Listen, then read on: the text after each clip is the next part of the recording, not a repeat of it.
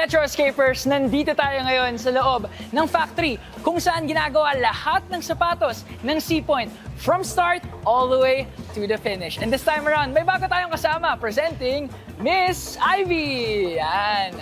One of the production staff ng C-Point. And Miss Ivy, bago tayo magsimula, no?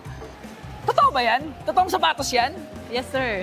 Bali yung mga materials na ginamit po dyan, talagang totoo po na leather. Totoong sapatos yan. Hindi yan props. Kaya naman speaking of totoong sapatos, alamin natin paano ginagawa ang mga totoong sapatos ng Marikina.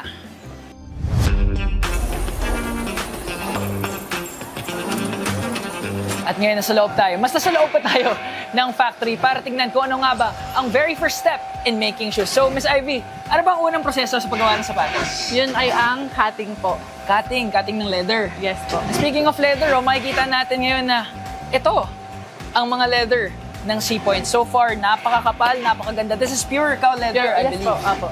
Yan, iba't iba yung mga Yung mga klase po types of nila. leather po.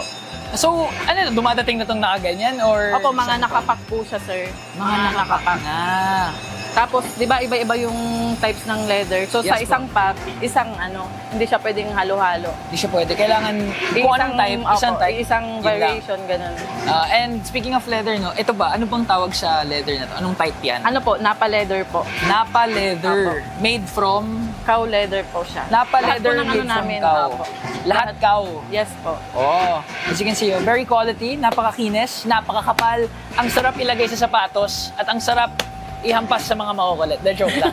So, makikita natin ngayon yung cutting stages ng cow leather. Press lang. And as we can see, ito yung pinakaunang stage, kinakat. Yes po. Pinakat what yung shape? bawat component ng shoes. So bawat component ng shoes kinakat. So ito, anong component to ng shoes? Saan ba yun? Trada, dahon niya, trada. Trada? Yung trada. Yung trada daw. Pinakadahon. Yung pinakadaon ng sapatos. Ng sapatos po. Trada daw. Trada. Entrada. Pwede niyong masubukan, sir, kung gusto niyo. Ay, susubukan pala natin kung paano actually mag-cut. Kuya, ano pong pangalan niyo at ano pong gagawin ko? Sir ninyo, pipindutin lang mo ito. Pipindutin ko lang. Okay. Tignan natin kung magkakamali ako o kung magagawa natin to ng maayos. So, pipindutin ko lang. Pag nagkamali, nandiyan naman yung mga kasama ko para magbayad para sa akin. So, let's go! Ay, tama na. Ayan, sir, nakapag-cut ka na. And, ayan. Isa pa? Okay. O sige, isa pa. Parang mali yata yung ginawa ko doon kanina. Sorry, Sir Jun, ha? Yung isa na ipapakita. Isang press lang. 1, 2, 3. Ipapamarking ko nga sa kanya. Isa pa. Step 1 done. Let's see the progress. Asan na? Ayan! So, the very first step na gawa na po natin, ito yung entrada ng sapatos. Napakabilis lamang gawin thanks to the machines na meron ngayon ang C-Point and quality. So, for So, step 2. For step 2 po, yun ay ang marking. So, dito po yun. Bali, pwede mong itry din yan, sir, yung katulad ng ginagawa na yun. Ang tawag dito ay Marking po. marking ng mga kinat natin kanina. Yes po. Bali, lahat po ng component na nilalabas ng cutter, ano naman po siya, mamarkingan naman po siya. So bali iti-trace Opo, gamit ballpen ang ba yan? kanyang silver pen po. Ang gamit ang silver pen. Opo. Para mo rin mamaya itry yun po yung yan, tatayin. sir. Pwede mong itry. Sige, pwede ko i-try? Pwede ko rin daw i-try. Siyempre, sir, sa umpisa medyo matagal or mabagal. Okay. Hello, sorry Ayan. po, ako ay makikigulo sa inyo. Sana hindi kayo ma-distract at sana tama ang aking magawa. So this is called the tracing part of the shoemaking process. Ate, ano una kong gagawin? Pakopya nga. Anong una kong gagawin? Paliwa mo, babayaran mo yan. Trace ko muna from anywhere naman. Dito. Ito-trace mo. Dito sa simula. Okay. Pwede ako dito magsimula? Pwede naman, no? Ready? Sabihin mo, go. Go! Hala! Isa pa. 1, 2, 3, go. Ay, may nanggugulo sa akin ngayon at di ako pwede magreklamo kasi pag nagreklamo ako, mawawalan ako ng trabaho. Yan.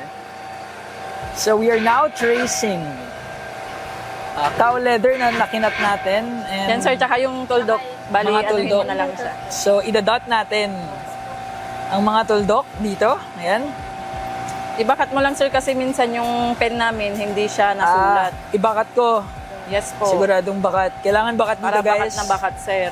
Kailangan bakat na bakat para ensured ang quality natin dito sa C-Point. Ang hirap, para ako nagtetest. Nagsishade ako ng mga bilog. Pero this time around, walang maling sagot. Tama na ba lahat? Or pati ito? Apo, lahat po yan, Lahat sir. pala, lahat! Yes. Lahat kailangan! So, ang marking po yung pinakamatagal na part. Marking? Opo. Oo. Ang pinakamatagal na part. Isa sa pinakamatagal. Isa sa pinakamatagal kasi all by hand talaga. Yes po. Tsaka kailangan accurate kasi once na magkamali po, mali na rin yung next step. So speaking of tama or mali, tama ba to, Tama. Miss Ivy? Tama. Sigurado ka. Pwede nilang gamitin to. So tama. Na-trace natin Na-trace perfectly. Ata, tignan natin. Tapos nga tanong mo rin, kung kailangan pag nagtitrace may magandang lashes. Ayun. So, mukha namang maganda ang ating trace, pero napatanong si Direk Ed, kailangan daw ba pag nagtitrace? Katulad ng magandang penmanship, maganda din dapat ang eyelashes, ate. I guess. Grabe yung sagot na yun, I guess. Napakagaling. So, makikita natin dito, mga ganda ang produkto, mga ganda din ang mga gumagawa. Yan. So, step 2 done, and I think we did a good job. Yan. Miss Ivy, saan tayo next? Okay po, ang next step naman po is skiving. Yung pagpapanipis po ng dulo ng component. So after cutting, tracing, we're gonna go skiving. Ang ginagawa daw dito ay pinapanipis yung dulo. Nasabi sa akin ito kanina ni Sir Jun na para madikit. Yes no? po. Once Para na madikit. i-fold po siya or pagdugtungin, hindi po mag-iiba ng thickness. Hindi mag-iiba ng thickness once tinikit kasi Opo. ninipisan. So this time So, around, ayun no, po. hindi natin ita-try. Kasi Kasi- parang delikado. Yes po, may ano kasi sir na maaano pati ito, yung makakain ng makina. So pwedeng makain ng makina ang aking daliri, which ayoko mangyari. Kailangan ko mga daliri ko. Pero ma'am, parang napakadali po sa inyo. Gaano po karami yung nagagawa nyo kada minuto? Ay, hindi ko lang po paano sila. Basta marami. Hindi niya mabilang, pero siguradong madami. Kasi kitang-kita niyo naman, kahit ginugulo ko siya ngayon, dire-diretso. Dire-diretso lang. And very precise ang kanyang process when it comes to striving. So maraming salamat ma'am. Di ko na po kayo guguluhin and thank you. Okay po. Bali, ang next naman po, after ng skiving, doon na po yan sa upper making section. Sa upper making, ayan.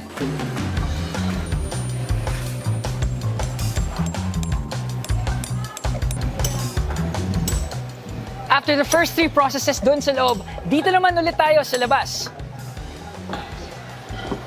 And so far, Miss Ivy, ano po ang ating magiging next step?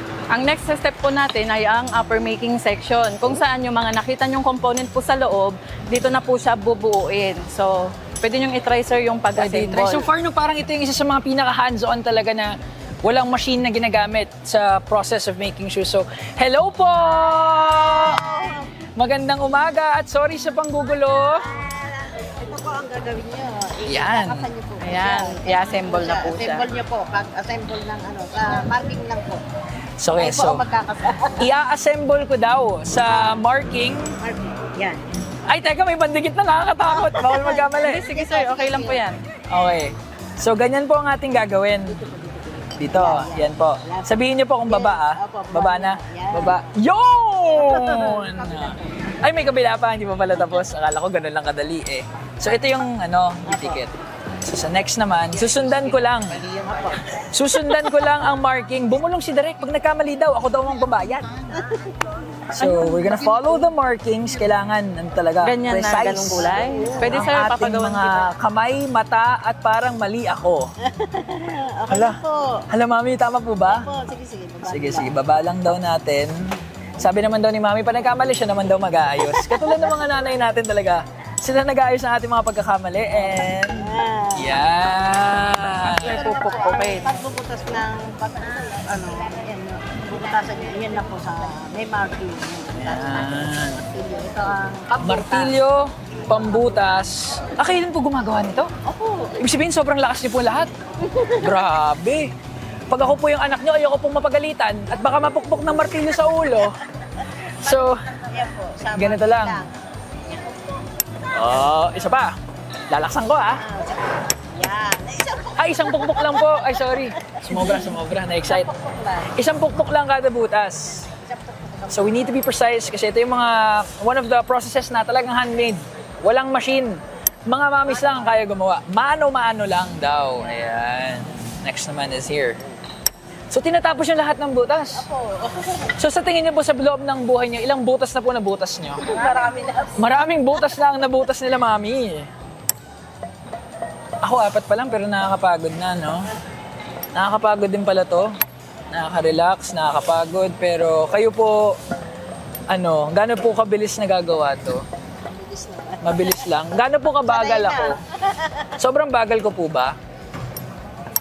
Opo. Opo, sumagot. Sumagot si Ivy. Opo, sobrang bagal. So actually guys, tatry ko bilisan na. Tignan natin kung masasaktan ko sarili ko pag binilisan ko 1, 2, 3. Oh, ang bilis no, nagkamali na 4. Mami, Sabihin niyo po, good job. Good job. Nag-good joban ako. Nice one. Kailangan focus tayo, precise. Kasi we wanted to deliver top-tier quality, world-class quality. Dito lang yan sa C-Point. And nakikita naman po natin, mahirap at matrabaho. Pero, pag binili nyo to, napakamura ng kanilang mga presyo. So ganito, this is what it takes to make quality shoes in the heart of the shoe capital of the Philippines. Of course, Marikina. Sa pinakahuli, Mami, gusto ko kayo po magbutas. Ayun po, yun po. Yung kamay mo. Okay lang yan. Tiwala po ako sa inyo. Yay! Maraming salamat po talaga.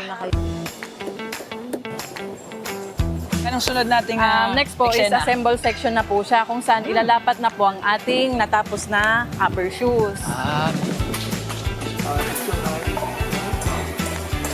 Kaya dito po tayo ngayon sa assemble section. Ang pinaka first step po nila ay lalagyan po ng fiberboard itong ating hulma or shoelace. Katulad po ng ginagawa niya. So hindi kayo makakapag hands-on dyan, sir, since Ayoko po, Opo. masusugatan po ako siguro. Opo. So ito no, marami kayong ganito. Yes, Kasi sir. mga ilan? Ang dami na, sir. Libo. Ilan libo, opo. So mas marami pang paa sa factory na to kaysa tao. Mga nakikita nyo po dyan sa gilid, yung mga shoelace po namin yan. Shoelace yung lahat yan. Opo. Lahat yun. Opo, yung mga nasa likod po. So marami sila mga different molds kung saan minomold ang mga different styles of shoes dito sa C-Point Marikina.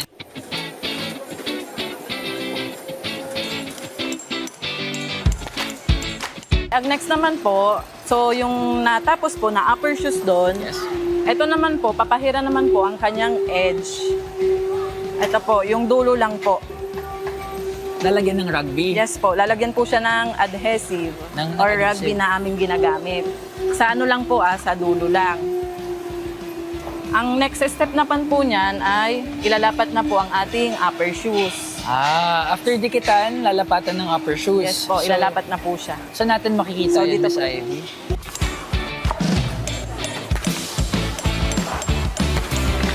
Dito, So, dito. Apo, ito po. So sa Ay, paglalapat, meron na po kasi tayong ngayon machine. So ito po ang tinatawag na toe lasting machine kung saan ilalapat po ang nguso ng sapatos.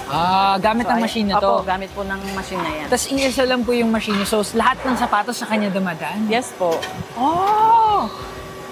So kuya, lahat ng sapatos na binibenta, nahawakan niyo po. Kayo po ang gumawa. At kayo lang po ang kayang gumawa. After nyan, pupukpukin Ayan po, pa niya. pinupukpok, tsaka po siya papakuan para hindi po magkalas yung upper pang support. So hindi siya purely machine. Yes. Kailangan pa rin talaga ng ng support. So talagang handmade pa rin talaga. Opo, Malaking after po aspect ng malapat yung handmade ng mga nguso, sapatos. ito naman po ilalapat ang kanyang gilid or yung side. Ano naman po ito, mano-manong ginagawa. So talagang handmade. Handmade. Ayun po yung sample ng paglalapat ng mano-mano. Ayan. Kuya Bilog.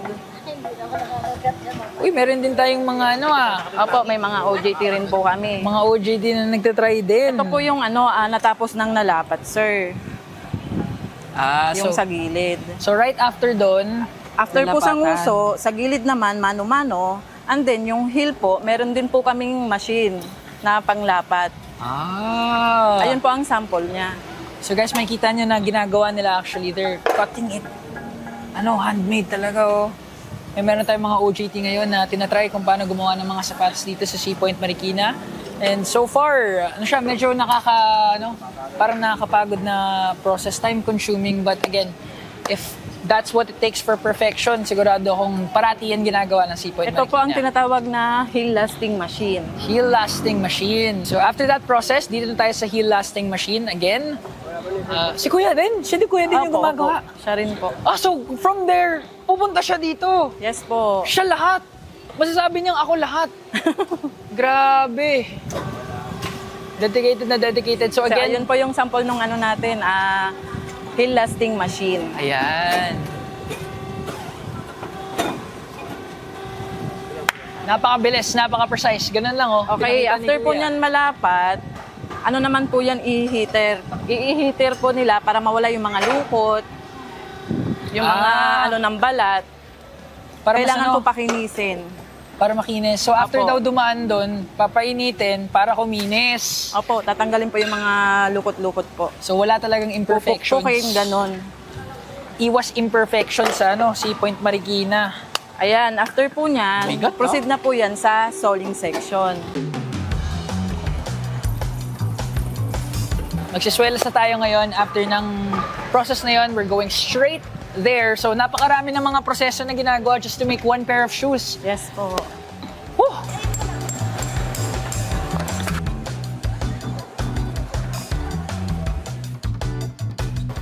And after soling, stitching, at finishing, ito ang magiging resulta ng lahat ng ginawa natin, Miss Ivy, dito lamang sa Sea Point Marikina. So, Miss Ivy, after nito, pwede na ito ibenta. Yes sir, pwede na po. Actually sir, after ng quality control, deliver na po yan sa warehouse, and then yung warehouse, i-deliver na po yan sa aming mga branches. Oh, so after quality So, ready control, to, ano na po siya. ready to wear na. Yes po. Ready to work na to. Ito, ready to ano na to. Opo, pwede na po yun sir. Ready to wear na. Kitang-kita Pwede natin. niyong no? i-try. Pwede natin i-try actually. Ita-try ko nga siya. Anong size ba to? Size 10. Size 10. So parang malaki yan magiging sa inyo, sakto sir. dapat to sa akin. So ngayon, yung ating ginawang sapatos ay sosuotin natin. Tignan natin kung tama ba ang ating ginawa. Ay, parang akong Cinderella. It's a perfect fit! Napakaganda! Quality. I can honestly, pwede akong tumiktok-tiktok dito. Sobrang ganda ng sapatos, ate. Miss Ivy, maraming salamat sa pag-show ng proseso dito sa Sea Point Marikina. Any last words po sa ating mga Metro Escapers? Buy local, go local. Suportahan po natin ang gawang Marikina. Ayan, supportahan po natin Gawang Marikina. Supportahan po natin ang Gawang Pinoy. That's all, Metro Escapers, and we'll see you in the next episode.